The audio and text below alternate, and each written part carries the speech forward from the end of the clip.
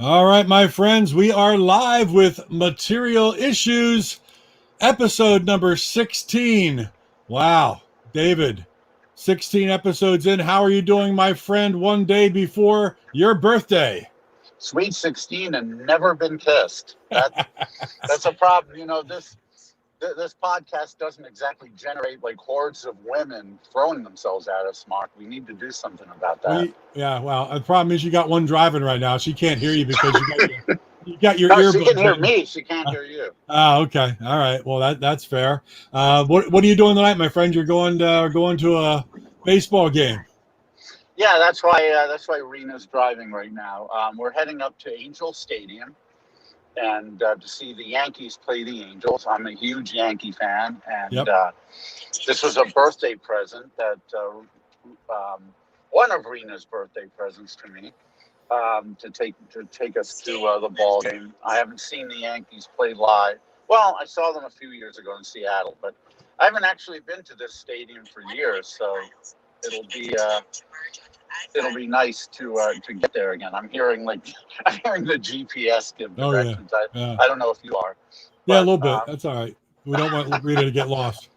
But that's a nice birthday gift, because I know every time we finish up a broadcast, you are running off to watch the Yankees on television. So I'm glad you get to see them tonight, which is good. Yeah, and also the Yankees broadcasts are blacked out around here anyway, because they want you to watch the Angels broadcast. Right. So I couldn't even see that. But anyway, yeah, it's going to be great. And my birthday's tomorrow. Very good. Early 63. Happy birthday. Early happy birthday. 63. Thank you. And I'm not wearing my glasses right now. Do I usually wear them for the broadcast? I forgot. No, you always look good without the glasses. Yeah, okay. You look good. Yeah, I'm nearsighted, so I'm different from a lot of people in that I actually take my glasses off to read and to see close up. I only use them for driving, watching TV, other things. Oh, thank you, whoever you are, for saying happy birthday. It just says Facebook user, so I have no idea. I'm sorry. Well, it's hard to believe we are 16 episodes into this thing. We've had some unbelievably great guests on in the past. We've got quite a lineup coming up in the next 3 weeks as well. We'll talk about that a little bit towards the end of the show tonight. But I'd really like to get right into what's going on, because this is a pretty big thrill for me. Way back in the early 2000s, a mutual friend, you know him, Luke Jackson, out of Toronto, I think he was, Canada. I was not that familiar with a lot of Scandinavian pop music. You knew of the ABBAs and the Cardigans and Aha, and was Roxette from the were they Scandinavian? I forget. Yes, they are. But outside of that, you didn't hear too much from those countries. And I thought I knew a lot of music in my time in the business and the label, and just being a lover and a fan. But then Luke sent me these Scandi Pop compilations, and it blew my mind. And I believe I wrote a little note here. It was on the third compilation that he sent me, that there were a couple tunes from this band called Popium, and it just blew me away. And I had to find everything I could find about Popium, which was not easy in this country at the time. It was, how do I get it from overseas? And this person we're going to bring on tonight is a main songwriter.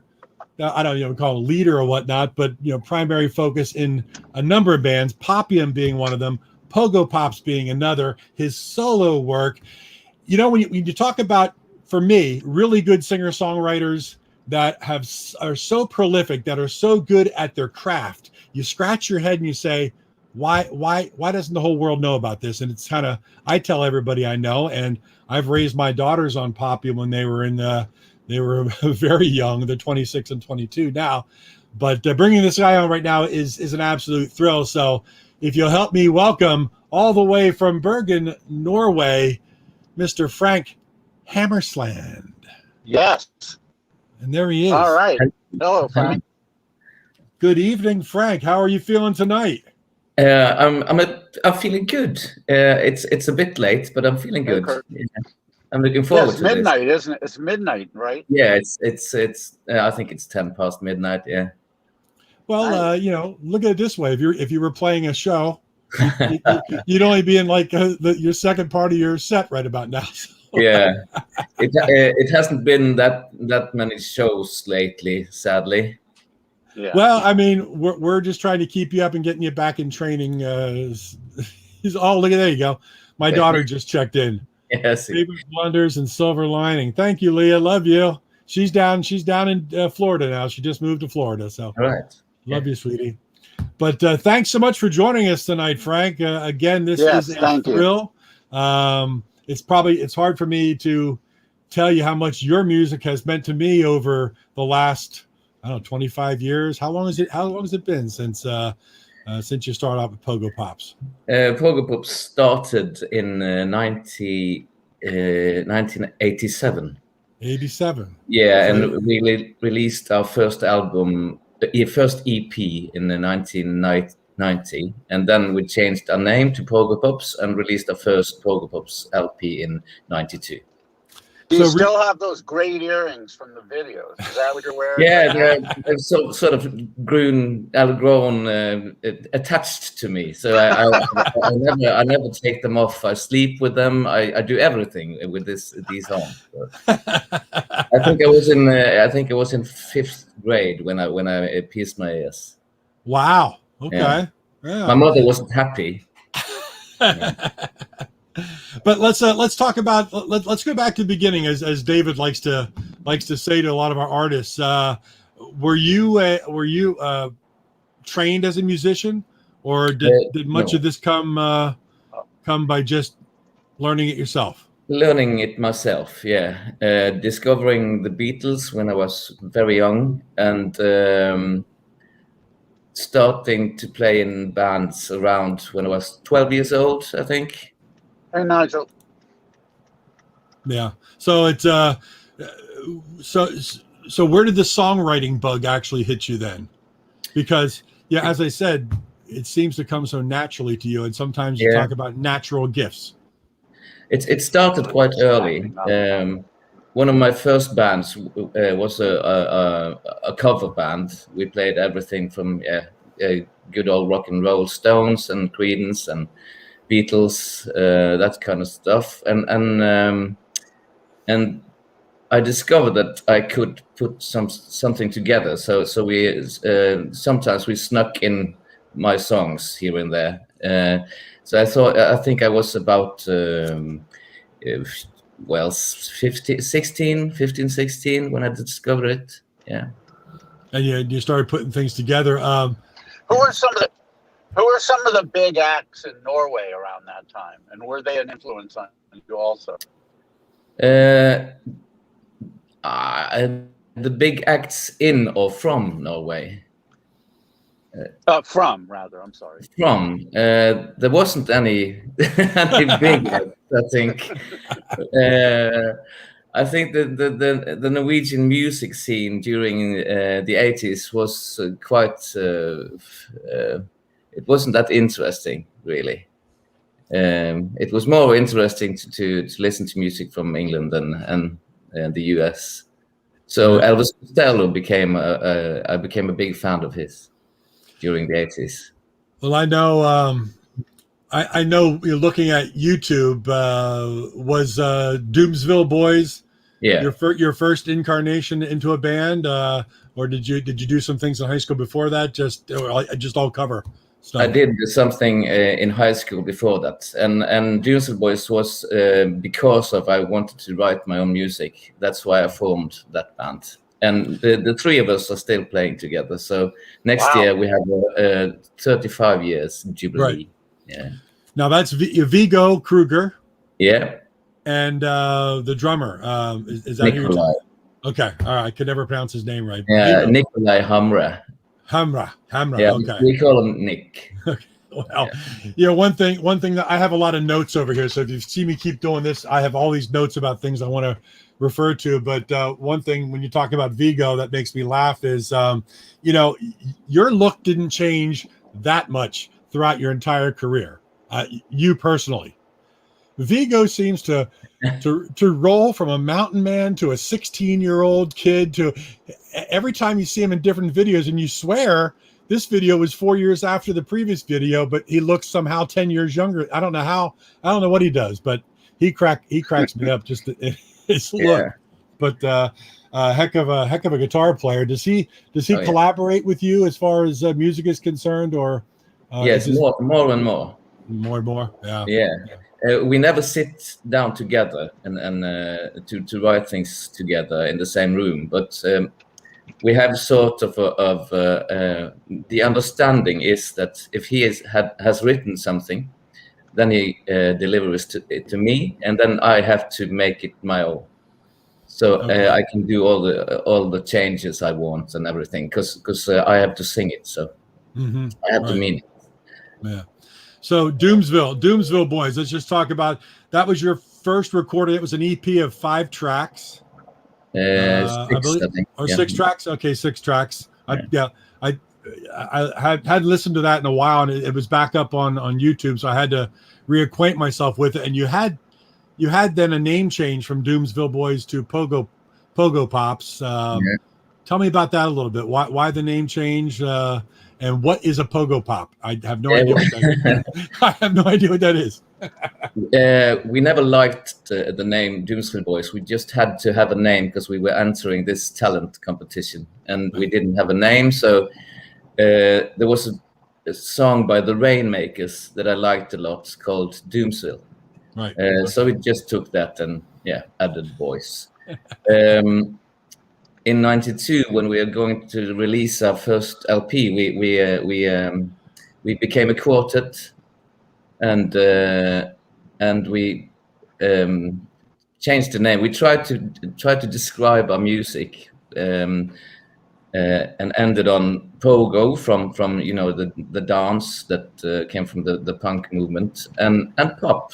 So energetic power pop. Try to explain the music. Really. Right. Well, it works. I mean, it's a great pop name, but I didn't know whether it meant anything else besides the fact of pogoing and popping along, which is great. Now, and the stuff is your songs. Well, in both bands, but in Pogo Pops, maybe especially, the songs are really catchy and very, very radio friendly. How much radio play did you get? Were any of your songs on the charts locally?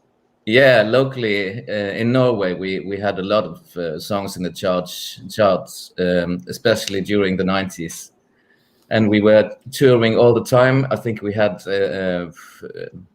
between 100 and 150 gigs per year the first years. So I can't quite remember how we did the second album. When I had time to write it. I can't remember that. Right. Well, did you tour? I'm sorry, Mike. Did you tour out? Did you tour outside of Norway or Yeah, we went to Japan as well. Wow. 3 times, I think. Yeah. So it was quite busy. What was that like? It was strange, because it was so different from Scandinavia, and the language barrier was really something to cope with. So it was difficult as well. Well, you had 2 tracks from the Doomsville Boys EP that you then turned into Pogo Pops on the first on the first album. One of which is a big favorite of mine, "The Great Fall." And if you listen to the 2 versions, it's obviously a bit different. It's not the same version in the Pogo Pops first album. And what I love about it, I've always described it, at least to myself, as very Todd Rundgren like in the vocals. Whenever you have that descending vocal pattern on the below the lead vocal, which to me just rings of Rundgren. And I was like, that is just so good and so well put together, and a really good song. And thank you for the compliments. I love Todd Rundgren. So well, that's exactly what I hear that in a lot of your stuff, and not that it's derivative of Rundgren whatsoever, but that it just gives me that feeling. It gives me that feeling. Yeah, because I didn't your songs sound before Sorry, go ahead, much Frank. later. I didn't discover him before much later, really. So it's quite funny to say that. Yeah. But it's just got to be something in your head and something that comes out, and it gives you that feeling, especially in that first song. But then in a lot of your more ballad type things, just the chord changes and the way you layer the vocals over the top just harkens of that without being, that just sounds like Rundgren. No, it's definitely you. I mean, I can tell your material. Your songs sound very Scandinavian, and I mean that as the greatest of compliment, because I love Scandinavian pop. We've had so much of it at the festival, particularly in Liverpool, but even in the States, they've come over to play in Los Angeles, and New York. Yes, my wife just filled me in on that. So it's hard to articulate exactly what it is, but you know it when you hear it. Yeah. Well, I think it's for me it's a little bit of that wonderment on how well the command of the English language, and the fact that the way you roll lyrics together and the thoughts are, it is very Scandinavian, yet it's different. It's different to an edge where we listen to it from the U.S. whenever you're singing in English, but there's just a different flow to it. There's a different edge to the way you vocalize things, your pronunciations, which makes it ever so slightly different. And of course, you as a big fan of power pop, and that leads me into that question. I was going to ask you. And this is the truth this is the case with almost all Scandinavian bands, but you sing most of your songs in English, and then in between the songs, when you talk to the audience, you speak in your native language, whether it be Norwegian or Swedish. Was that awkward for you at first, or is that just natural? And would you ever consider speaking in English in between songs? No, it's just natural, because we learned English at school from a very young age, but it wouldn't feel natural if I was going to speak it between songs. But to sing it is just natural. It is, and of course the music you've been listening to over the years are mainly English speaking music. So now, do you find it easier to write in English and sing in English than in your native language, as far as rhymes and the way the sentence would come out with music? Yeah, I think it's easier because it's a different flow. The words have a different flow. It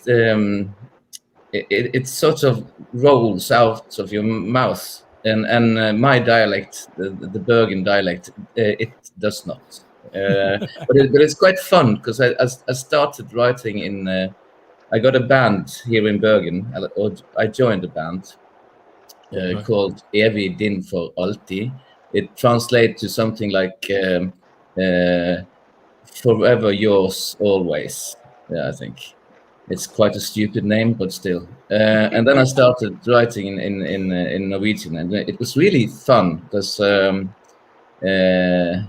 what's the name in English? You can get arrested a lot more times for your lyrics when you write them in your native language.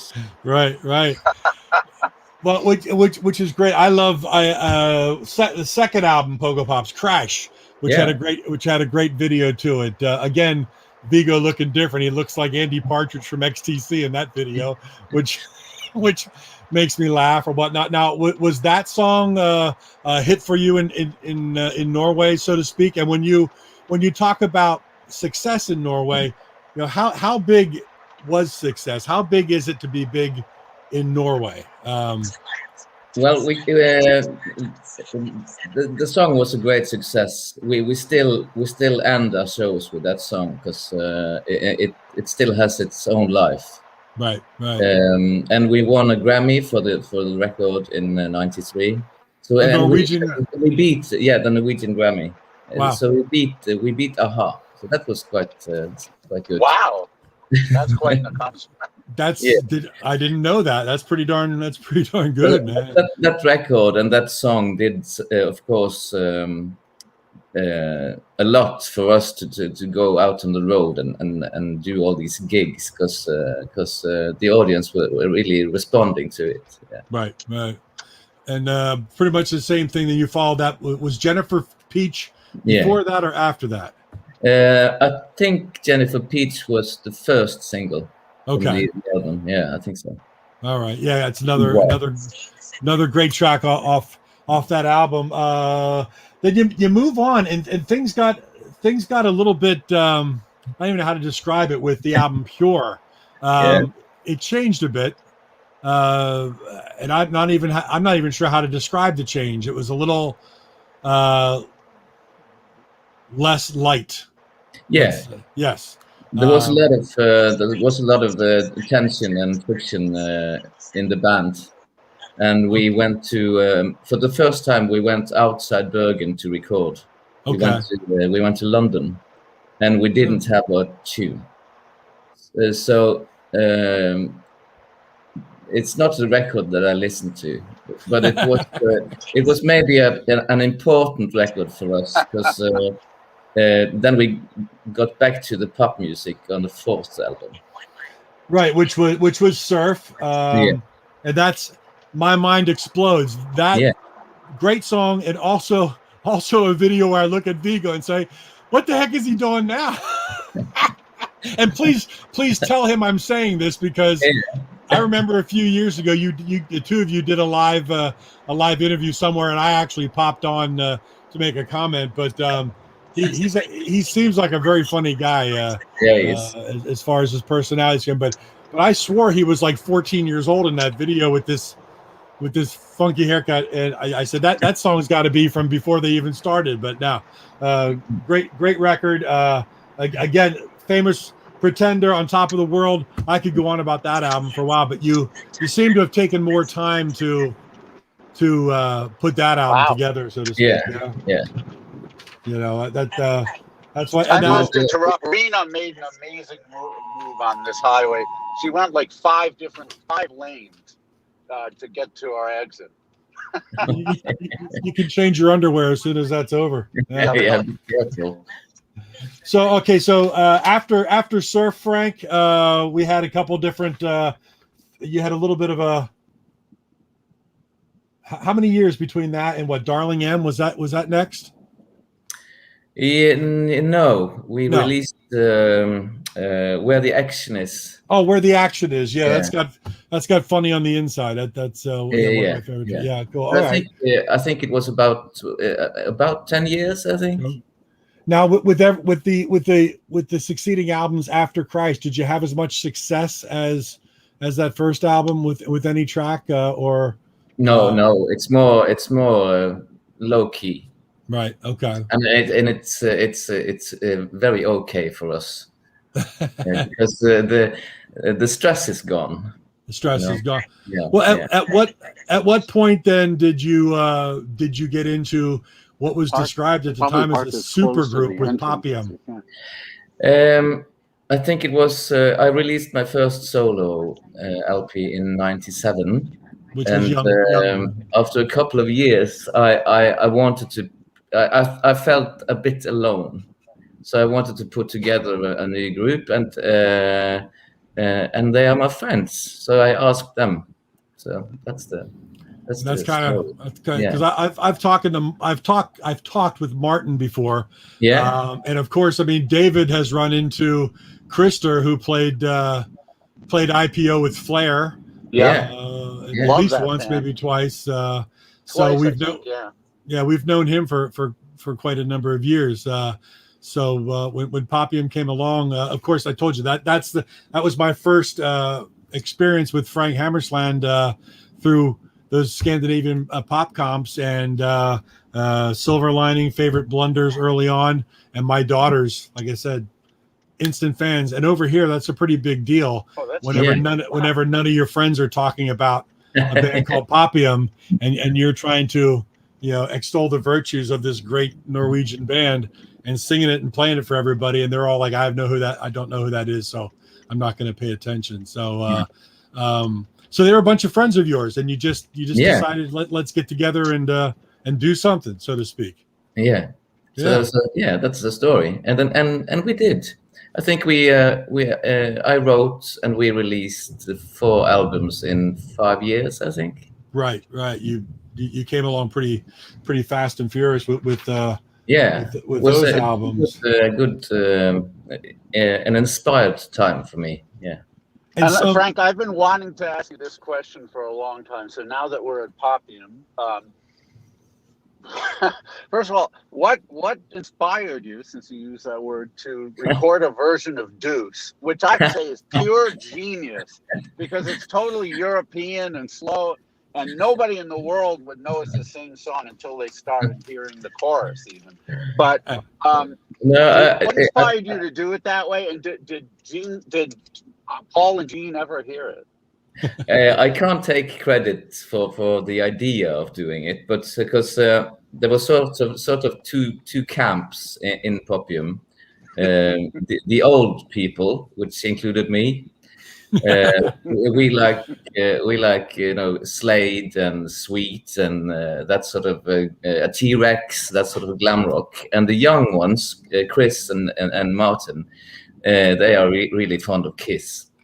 So I remember we were in the studio doing Permanently High records, and the question just came up, and we started jamming, and suddenly we had a version we really liked. So it just went for it, and it's cool. It's cool and it's sexy. Yeah. I love it. Well, speaking of Permanently High, beautiful thing. How did you actually were appearing in a Korean television show with that song, and that actually was pretty darn popular. As far as what was that all about? I don't really know the history of. I don't know. I have no idea myself. I just know that we were picked up by this Korean television, a sitcom. Was it a sitcom? Like a series of some sort. Yeah, series. Yeah, and it was. I think it was broadcasted in the States. Yeah, there's a great Korean community or something. So I didn't know anything about it. Wow, and that obviously made you at least a little bit popular in Korea. So it's amazing you didn't take on a Korean tour since you had already been to Japan, which I found that fascinating. I read that somewhere a few weeks ago, and I didn't know anything about the popularity in Korea, which is cool. But talk about popularity. Album number 3, Camp. Yeah. Which I wanted to ask about. Since you mentioned Camp, another song I wanted to ask about was Sooner or Later, because it is so soulful and very different. Who is the one whose biggest influence in the band is soul? This guy. There you go. Yeah. It's a wonderful song, and thank you. Very, very different.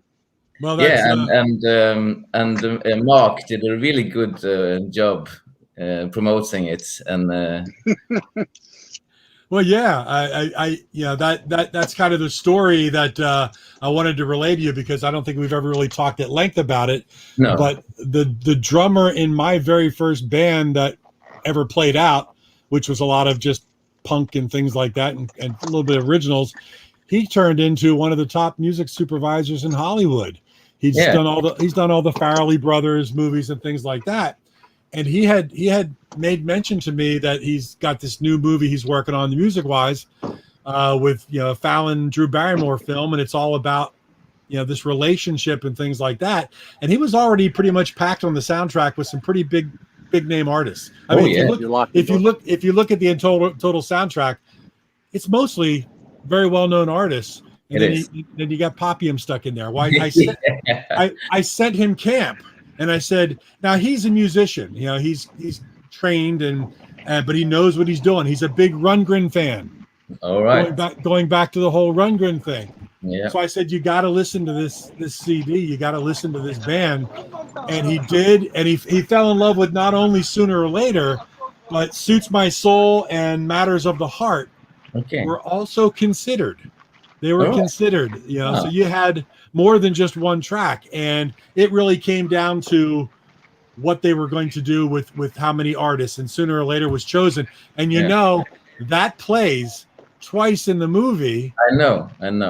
And it plays for the longest amount of time of any song in the movie, which it is a fantastic scene to be played when Drew Barrymore is going up. Where we are. Yeah. David, I hear you mumbling. I was just making sure Rena knew where we were, because I'm very bad at finding cars when we come out. Frank, this is the stadium.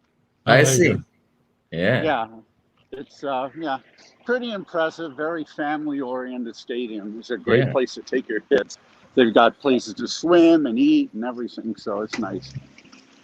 Yeah, so Sooner or Later was just one of my favorite tracks. I was beyond thrilled that Tom picked that for the movie, and I've sent him all your stuff ever since. So it's not like it's not like it was a one-hit wonder. I'm still trying to get more Frank Hammersland stuff in. Thank you. In television and movies, I just do it because I want people to hear a great artist, you know, and that's what it's all about. And then your final Miniature Mile was the final Popium album, right? Anchor Down. Great song, great video for that. I love the concept. Who came up with the idea of aging slowly through the whole video? And it was the director from Trondheim. I can't remember his name. So we just went to Trondheim for a day, and they had shot the day before the extras, and because I was playing a festival with Pogo Pops the day before.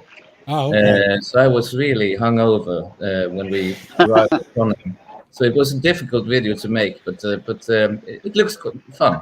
Yeah. So you were doing Pogo Pops and Popium at the same time?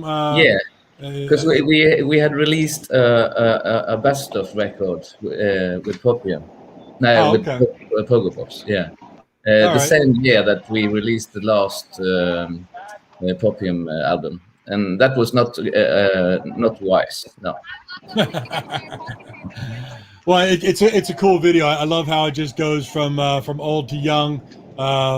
You got some very attractive ladies in the video as well. Yeah. I think they're going to have to check our phone and everything and wallet. So I may lose you for a little bit. Check back in what's later, Dave. That's all right. No problem. No, I'm not going off. I thought you were going off. The phone. No. Well, let's we covered Pogo Pops, we covered Popium. Yeah. Make him take his clothes off. That's right, they better.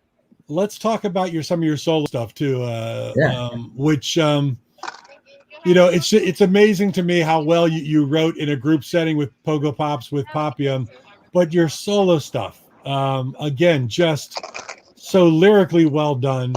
Such good melodies. The first album was Younger, which contains a lot of great things. Like Souvenir, just a beautiful track. For me, it's just lyrically, just takes you away. What a great track, great lyrics. Talk about the writing process of something like Souvenir. Where does that come from? As a writer, as an artist, it fascinates me. What direction do we go? What section? I never decide on what I'm going to write. So it's just trying to what do you call it on the bike, where the wheel and the where you put the air in. Yeah, I know what you mean. What's it called? The valve, the valve. The valve. I know what you mean. Yeah. So you just have to open them in some sort of way, and try to let it flow. So I never have decided on a topic or anything that I'm going to write about. I just have to make something come out of me. Yeah. Well, that album contains 3 tracks that blow me away. A Moon Like This, and Younger, the title track, which is very nostalgic. You're kind of a nostalgic guy, that, from what I can gather, especially in the music that you write. Which is great. I'm very big on nostalgia, but something like Younger. Dave, I was just muting you. There's a lot of noise in the background. Oh, you did that. Yeah. It's a little loud. Is there too much noise? Yeah, I'm going to keep you on mute while Frank talks. You know what? Maybe I'll just bow out here. All right. Well, I'll show Frank a nice view of the stadium. You can mute me. I'll show the view, and then I'll just bow out. All right. Thank you, David. Thank you. You're welcome. Thank you. Have a good day tomorrow. He wanted to be a part of it because he's a big fan of Pogo Pops and Popium, but he's going out for his birthday tonight, so we wanted to have him there. But I don't like the background noise when you're trying to answer, because I'm listening to everything that you're doing. But again, you're a nostalgic kind of songwriter. I love it. I love nostalgia. You really write from the heart in many ways. And again, that's why I say, how does a guy from Norway get such command of the English language that can write things that I can only think about sometimes? It's like, God, I could have thought of that, but it's guys like you that put it down in lyrics and song that makes it so impressive. So I think it's called a talent. Yeah, it is. It's an absolute talent, and there's certain people that have done that over the course of my listening life. I look at guys like Justin Curry out of Delamitri. His solo work very harkens to the same kind of thing that you do. It's just so well done. Such a talent, and I thank you for doing it. I really do. Then it was 10 years until So Easily Distracted came along, right? Am I correct in that? I think it was 2007. 2007, which included a fantastic cover of Joni Mitchell's "Night Ride Home." Yeah. I obviously you're a Joni Mitchell fan at some point. I'm a fan. I had to think about that one for maybe 10 years before I dared to do it. But I'm proud of the version. Yeah. Absolutely gorgeous, absolutely beautiful. And I knew the original, but the original never really, I don't know, it never really caught on to me. But then I heard your cover, and it made a whole world of difference. Really great with that. And Man Overboard was another track that pops out of that album. Did you now with your solo work, Younger, So Easily Distracted, and we'll get to the latest one, Atlantis, in a minute. Did you have any kind of airplay in Norway as Frank Hammersland solo? Yeah, I think the last time I was listed, it's called A-listed if you get the highest in Norway at the national radio, NRK. That was a song from So Easily Distracted called Matters of Opinion. Yes, yeah. So that was the last time I got A-listed, but the radio still play my tunes, and they play the old stuff from Pogo Pops and Popium. Sure. And that's why you continue to have a live career with Pogo Pops. Now you haven't played live with Popium in quite a long time, I'm assuming. No, not since. I think the last gigs we did, they were in London in 2006. I think it was like 7, maybe 6. And there's not a whole lot of live video out there. I keep looking for somebody that filmed a whole concert for Popium. It'd be kind of cool to see, but you don't I don't know if there were that many smartphones around. On that time, I don't know. And now, in between the 10 years, or maybe people were just more polite then. It could be. Instead of just standing like this, they were actually paying attention to the artist and what you were doing. Yeah, it drives you nuts. But 10 years between those two albums, and virtually over 10 years between the second album and your third solo album. Are you writing this whole time? I mean, Yes, yeah. Do you have a backlog of maybe 6 more albums you could put out in the next couple of years? How's the noise now? Is the noise better now? It's still, you hear the ambient. Yeah. Frank, I can see the stadium. This is the stadium. Yeah, great. It's really beautiful. I love the waterfall back there. You have good seats. Yeah, we really do. This is the field over. Well, this is the whole field, but this is where most of the action happens. So we're pretty close. Cool. Well, enjoy yourself, David. Yeah. All right. Thanks, Frank. Thank you so much. Thank you, for David. the happy birthday wishes. And actually, we'll be in touch. I need to. I own a lot of what you have, but I don't own it all. So I'm gonna have to find a way to buy it. Yeah, of course. All We'll fix it. Speak with you soon. Thanks.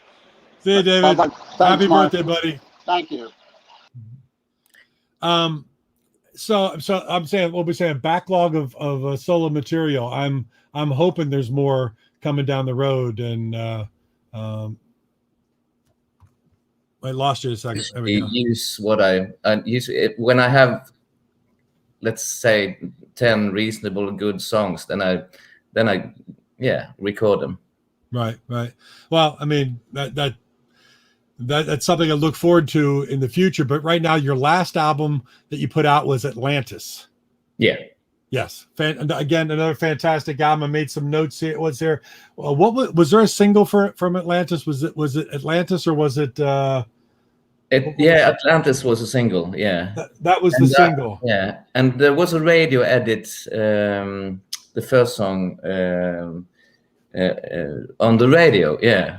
Okay. The first song on the album on the radio. I think we released that one also as a single.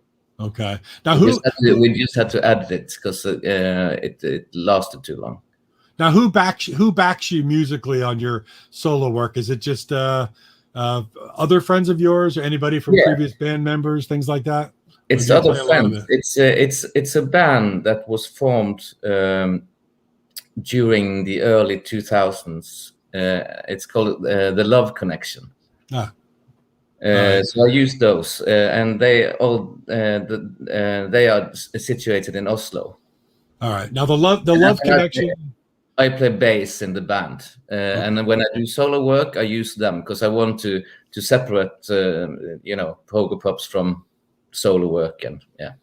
So the Love Connection really wasn't a Frank Hammersland project. It was just a band, because you sang some vocals on that album, correct? Yeah, we started as a backing band for an artist called Tom Hell. Well, another one of my favorite artists. Yeah. You want to talk about some of my favorite Norwegian artists, Tom Hell. Yeah. So we were his backing band on his first 2 EPs and his first 2 LPs. Okay, all right. Yeah. That was going to be another. Then he fired us, and then he joined the band. So he's in the band. Okay, all right. That's going to be. I was going to be kind of a follow-up question towards the end, which we'll jump around a little bit. But Tom Hell, you've worked with Tom Hell on his solo stuff or his material, which I find fascinating because I didn't know your connection with Tom, and he's another one of my favorite artists that just blows me away lyrically. Jumping back to Atlantis though, listening to the music there, a little more electronic sounding. Did you use more computer drums and such through that album than you normally do, or was that a conscious decision to be a little more electronic? It was a conscious decision. Yes, there's not a lot of computer drums, but there is a lot of synthesizers. And pling plonks. That's the best way to describe it. Pling plonk or something that you go, all right, there's something I didn't hear before. Yeah, which is cool. But I mean, I'm really into electronic music, so I want to use that more in my own music. I don't use it in Pogo Pops music, but in my solo work, it's going to be more. Well, I know on your Spotify channel, which I'm just telling people right now to search you on Spotify, you list some tracks from other artists and things that you recommend, and you hear some electronic music. Is that concerned? Is that what are you listening to today that kind of makes you go, that's really good? It's not that much new music. It's I'm really the last 10, 12 years. It's been more and more jazz music, really. Right. Okay. Wow. And soul. And so old artists like of course, Miles Davis, Bill Evans, Donald Byrd, Bobby Hutcherson, etc. It's more Chet Baker, of course. Mm-hmm. It's more jazz oriented in my house nowadays. Right. Well, I think it's a bit difficult to find new music. It is, and that's kind of why. Yeah, I search out a lot of these older Scandinavian bands and there's a lot of them that I never knew about. I mean, nobody. And then you discover this. You're like, where have I been? Why is there 3 or 4 albums out by this artist or this band, and I don't know these things? We just don't hear it over here. I know. There's no, and I'm actually thinking about starting another channel which just promotes all Scandinavian music, so to speak, so people understand that there's some. I think you should. I should. Yeah. I love it. I'm passionate about it. One question I wanted to ask you about Atlantis. Yeah. Where was that? On the song Atlantis. Yeah. Who's the female vocal? Her name is Christina Santov. Okay.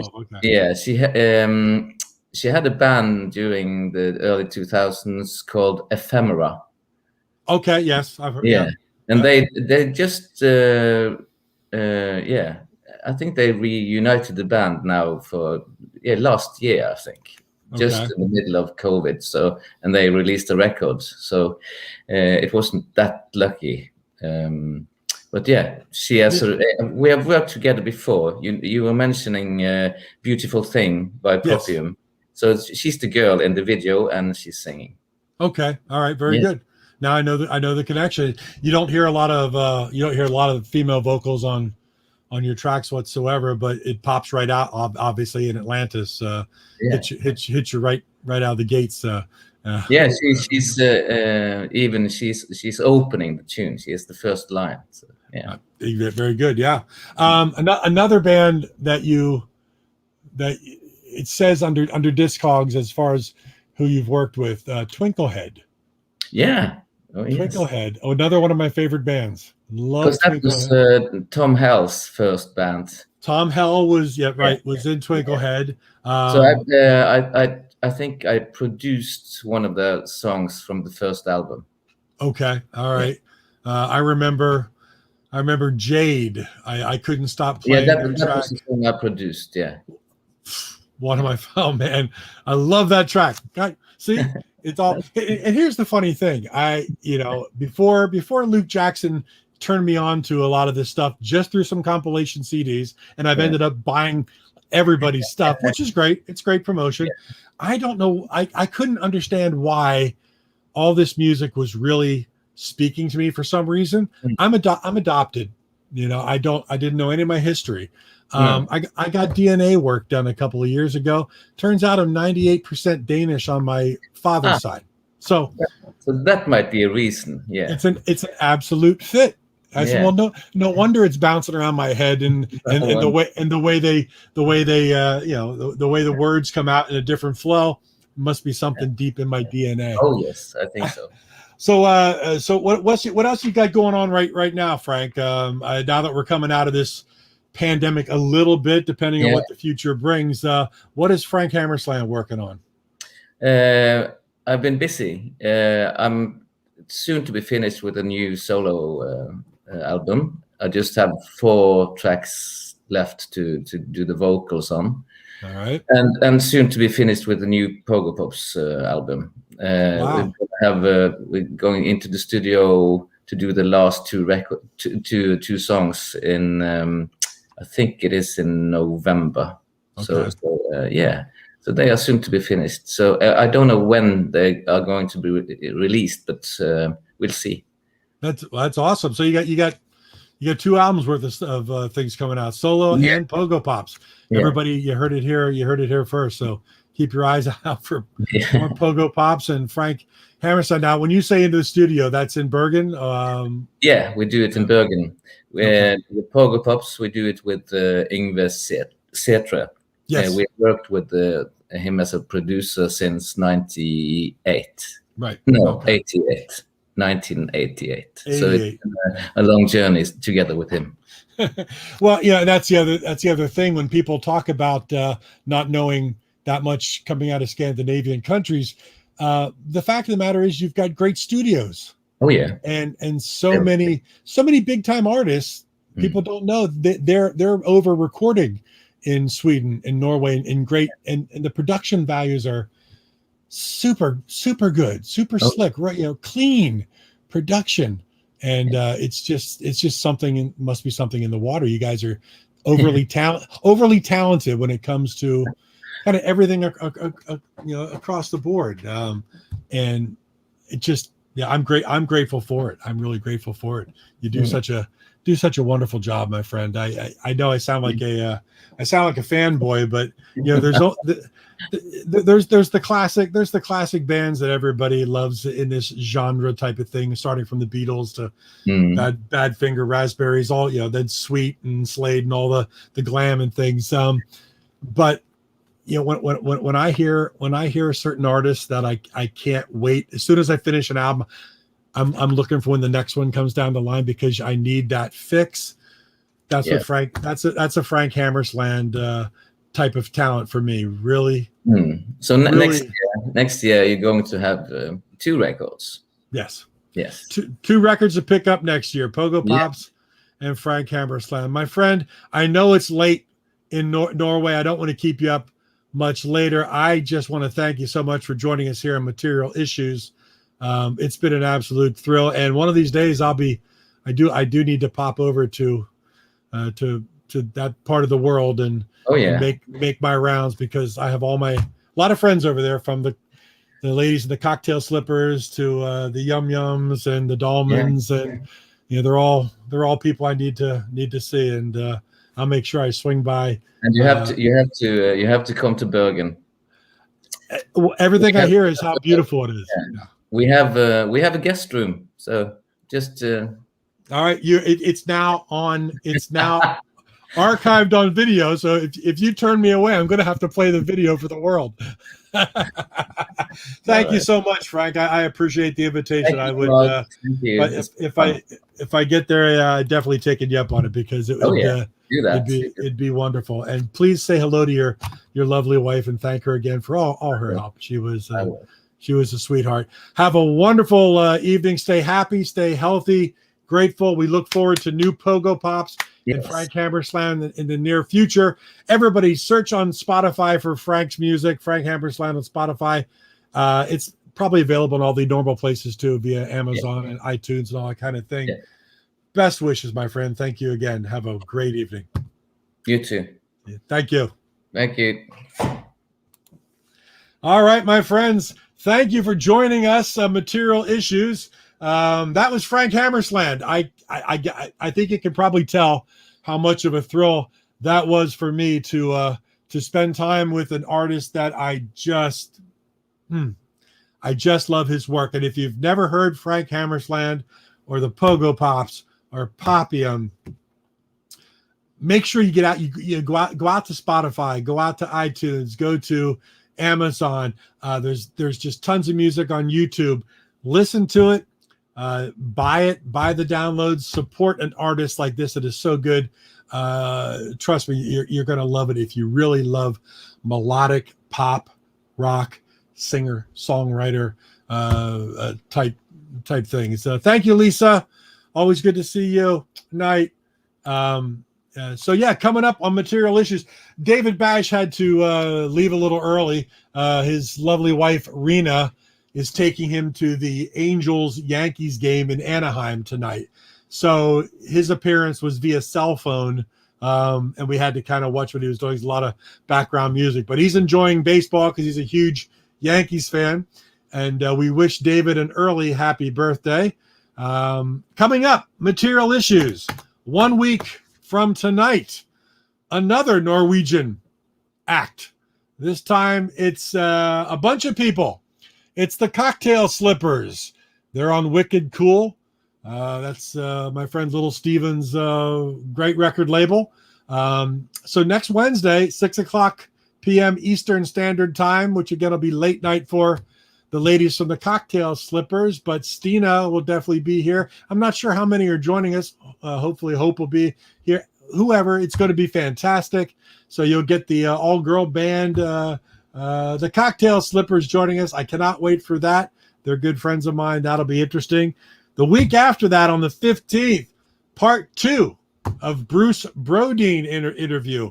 We interviewed Bruce in an earlier episode, and you know Bruce, he's got a lot of things in his history and in his current life going on that we didn't even cover half of it. So we decided to do a part 2 coming up. That's going to be on the 15th. And you're welcome, Kurt. Thanks for always checking in, my friend. And then after that, on the 22nd, you've got Nelson Bragg. And if you're a Power Pop fan, boy, there's another guy who's got quite the resume on him. So on the 22nd, Nelson Bragg. A lot of things coming up, and that's going to take us close to October, and we're busy booking a lot of great artists and bands and such to come and join us here on Material Issues. So I hope that you subscribe to the YouTube channel at materialissues.com. I hope you come here to the Facebook Live group and you join the group. What that does is it'll give you notifications on who's coming up in the near future. But thanks again for tuning in. David and I absolutely appreciate you spending time with us. We're having a blast doing Material Issues. We hope you're enjoying it as well. So until then, we'll see you next week on the 8th with the Cocktail Slippers. Have a great night, everybody. Cheers.